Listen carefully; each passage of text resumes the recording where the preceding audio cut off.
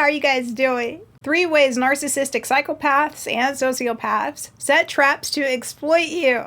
Once you get these guys, like once you understand, once you see it all, it's like, dude, it gets so one tape at a time, right? Number 1. From the beginning, a narcissistic psychopath or sociopath will put you in a weird form of competition called triangulation. Triangulation is designed to put you at odds against people who they are also trying to use or target as victims. It's also to keep you confused and to keep you from gaining access to certain information and knowledge that you may need to realize that they are setting you up or that you're in a trap and for you to get out of it. Triangulation will also put you in a position to where you will doubt any inconsistencies in their story and not question it or think, well, maybe I don't have enough information. Maybe I don't have enough data. Maybe I should just be more That's one of the strengths of the psychopaths is you trusting them. And the funny part about that is the way that psychopaths win typically is because when they win, people have a tendency, it's human nature, to project their own goodwill onto others. I would never do that. So of course they would never do that. Of course they wouldn't be setting me up. Of course they wouldn't be trying to put me in a competition with a group of other people so they could try to destroy me, right? No, that's insane. Of course they're not trying to plot and plan and take all my money or destroy my life or leave me as an empty shell. What? And even to think such a thought, that's paranoia. That means, oh, you've just been damaged by other people and you don't trust enough, right? Yeah, that's where the whole... If you've ever had any conversation like this within your own mind, like, you know... maybe I'm just not trusting enough, and maybe I'm just damaged from past relationships. By the way, the narcissist will aid you on in this, if you let them. Oh, you just need to open up your heart more. You just need to trust more. You just need to trust me.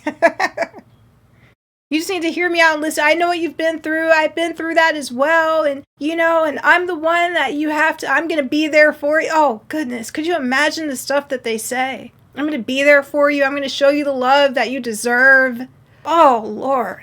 I mean, the stuff that these guys say, man. And so during this process of triangulation, unfortunately, they have told whoever they're trying to triangulate you with a completely different story and possibly even something very negative or diabolic about you. So they might say that, oh, there's this girl named Susie or this guy named Jack, whatever.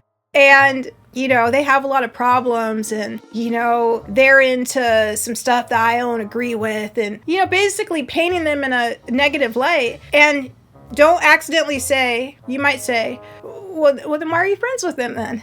Why are you guys hanging out if they're into all this dark stuff and things that you don't agree? Oh, that's when the narcissist will change the topic or change the subject because they have to stick to the script, right? The triangulation is designed to keep you in fear. It's designed to put you in fear. It's designed to put you in a form of competition that you didn't ask for, you didn't sign up for, and you don't want to be in. A lot of these narcissistic psychopath guys, not only do they like to be in control, but they like women clamoring after them. And these guys are so sick that they might promise to meet you somewhere, right? Let's say they promise to meet you somewhere at 7 p.m. and you're calling and texting because you're there and they're actually standing you up, but they're with somebody that they're triangulating you with, and they're lying and telling that person, oh yeah, this girl's crazy, she keeps calling me, yeah, oh yeah, she wants me. And they know dang well that they told you hours earlier to meet them at this place and you guys discussed it, but they want to paint this new narrative, they want to paint this picture, right? And then he might come back and tell you that, you said 7?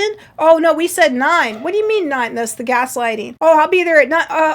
Okay, no, yeah, it was 9 o'clock. Oh yeah, you didn't write it down, did you? And meanwhile, he's telling this other person a completely different version of the whole story. This is how they operate. They put you in these odd and weird competitions with people you do not know, people who they encourage to rally up against you who don't like you. So a lot of times, yes, when they do move on to the new person, that new person hates you.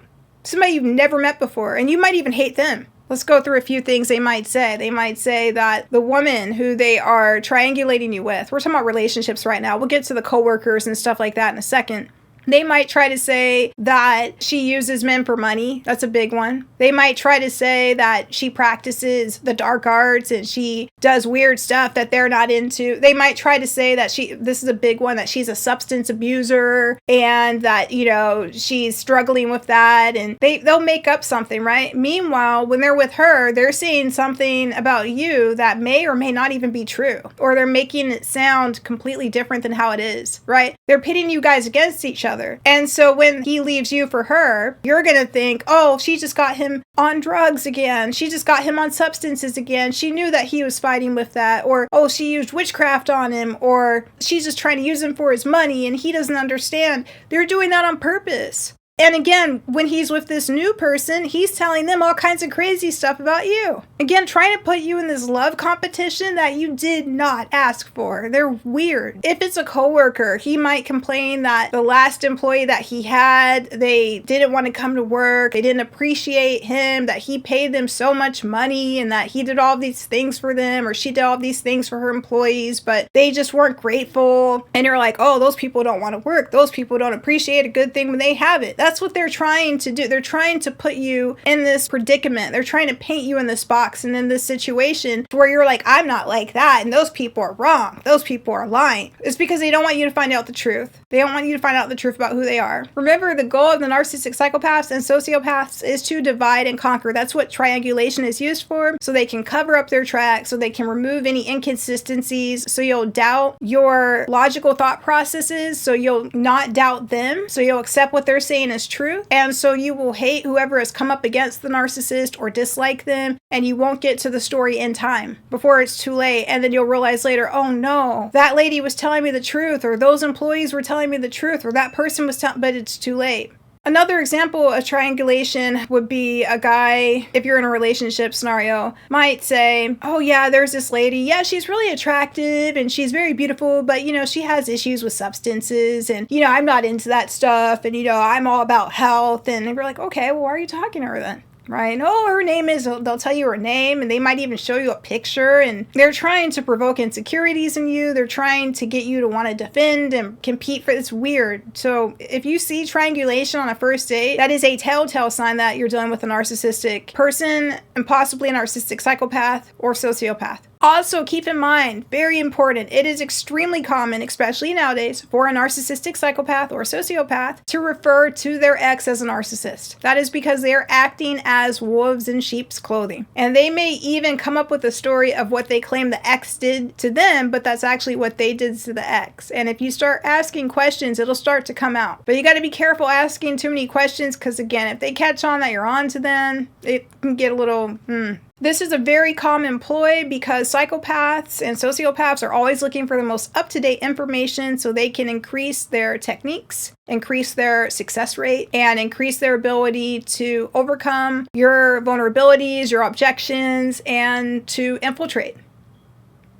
Said they are hunters. They hunt for human game, unfortunately, and they are dark people. Now, with psychopaths, keep in mind, they try to destroy you from the inside and out. They try to destroy your psyche. Now, of course, there are actions and things like that, and we're not going to break down all the nuances on this tape. That's one general way of looking at it, is psychopaths operate by getting into your psyche, getting into your head. When you're dealing with a psychopath or a narcissistic psychopath, it's best to be hyper logical, but at the same time, there's a delicate balance, because they might, oh, you don't trust enough. Oh, you're not relaxed enough, or what, they might try to get you to drink alcohol, and oh, you need to, let go and let your hair down. You can trust me, and I'm not like those other guys. I didn't tell you what other guys that I've dated. What do you mean those other guys? Oh, the guys who want it, and then they'll start usually telling on themselves. Number 2, setting the stage for attacks. It is quite common that a narcissistic psychopath or sociopath will claim that their friends or their family members or their coworkers, etc.,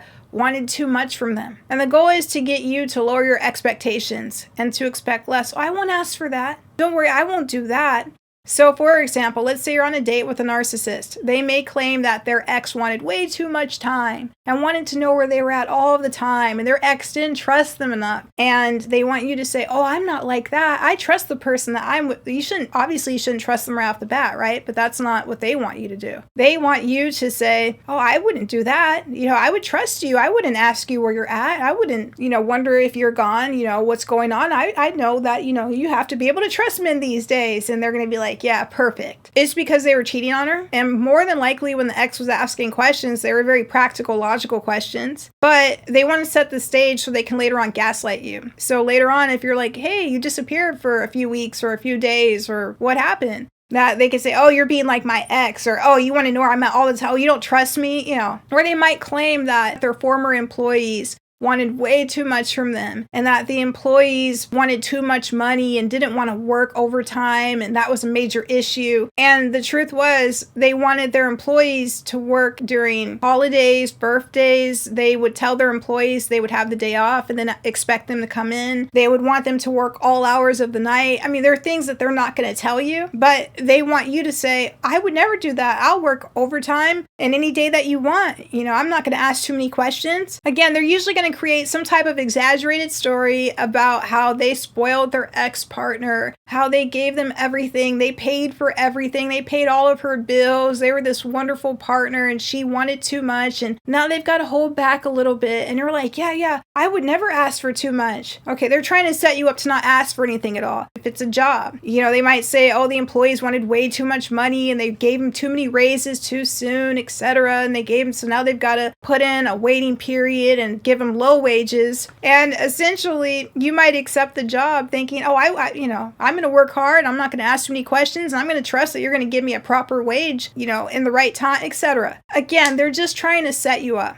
to not ask for anything and to expect very little and to get complete control over you. This is designed to get your expectations low so they can breadcrumb you in the future. And they'll keep breadcrumbing you as long as they can. Again, this applies to relationships with a narcissistic psychopath or sociopath, work situations. It could be family or friend situations as well. Number 3, this is my favorite one. Narcissistic psychopaths and sociopaths operate through negative reciprocity. Negative reciprocity. Remember, everything with a narcissistic psychopath or sociopath is transactional. If you give them 100%, they'll give you back 80. If you give them 80%, they'll give you back 20. If you give them 50%, they'll give you back 30. They always want to make sure that you are giving more than they are giving you. This is kind of a telltale sign of something being off, because this causes an imbalance, and it's going to also create, unfortunately, an energetic imbalance and be a very destructive force. When you're working with lower energy reserves because you're giving all this extra energy to the narcissist and you're not getting back what you are giving, then unfortunately it leads to an imbalance, and it's going to sadly take away from your daily activities, your workouts, different things that you may do, different things that you may enjoy, because you're working essentially with a lower energy amount.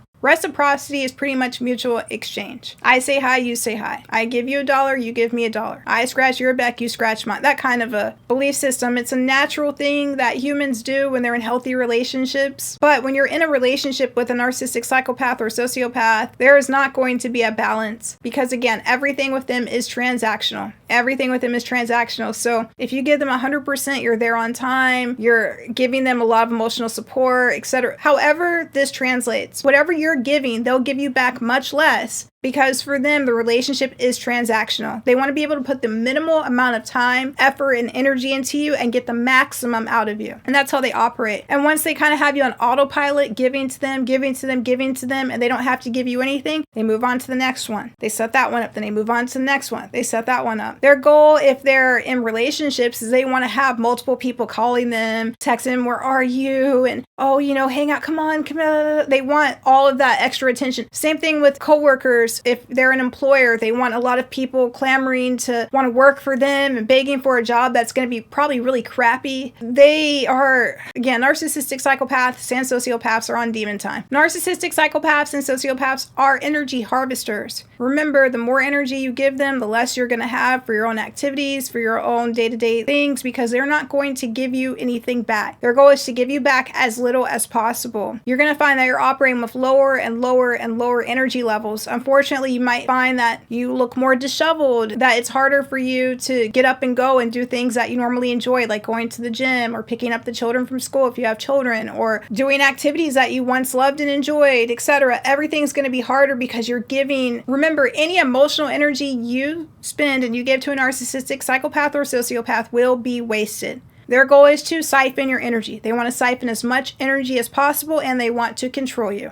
If you are currently involved with a narcissistic psychopath or sociopath, it is probably best, for sure, to give them as little attention and energy as possible, because remember, you're not going to get any of it back. Sometimes if they find that you're pulling back and you're not really giving them attention, they might try to surprise you with special events or surprise you with, oh yeah, hey, you always want to take that vacation. Don't. Remember, anything that they do is a setup. They're trying to get you to invest your time, your energy, your emotional energy in order to set you up for a further trap down the line, to essentially come in and collect and zap all of your energy. They're energy harvesters. So remember, narcissistic psychopaths use triangulation, set you up for traps, and also use negative reciprocity in order to control you. You're never going to get anything from them. They're only going to take until there's nothing left. Talk to you guys later. Have a great rest of the day. Thanks for hanging out.